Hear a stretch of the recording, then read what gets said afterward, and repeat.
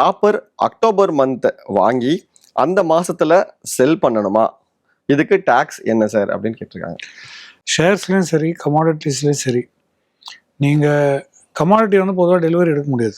ஆமாம், retail investor இப்போ நீங்களும் நானும் பொதுவாக ரீட்டைல் இன்வெஸ்டராக கச்சா எண்ணெயோ காப்பரெல்லாம் டெலிவரி எடுக்க போகிறது. இண்டஸ்ட்ரி வச்சுருந்தா ஒழிய நம்ம வந்து அது ப்ரைஸ் அப்ரிசியேஷனுக்கு தான் ட்ரேட் பண்ணுறோம். ஸோ ப்ரைஸ் அப்ரிசியேஷனுக்கு ட்ரேட் பண்ணும்போது அது ஸ்பெகுலேட்டிவ் ட்ரேட் ஆகுது.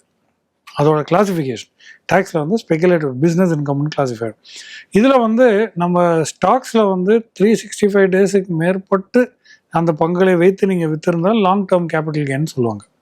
அதை தவிர்த்து நீங்கள் நடுப்பற எப்போ விற்றாலும், ஒரு நாள் வச்சாலும் சரி, ஒரு மாதம் வச்சாலும் சரி, அக்டோபர் கான்ட்ராக்ட் வாங்கி அக்டோபர்லேயே விற்றாலும் சரி, ரோல் ஓவர் பண்ணி நவம்பரில் விற்றாலும் சரி, அது எல்லாமே வந்து ஷார்ட் டேர்ம் கெயினில் வரும். டேக்ஸ் கட்டாயம் கட்டி தான் ஆகணும். அதில் வந்து எந்த விதமான ஆப்ஷன்லாம் ஒன்றும் கிடையாது.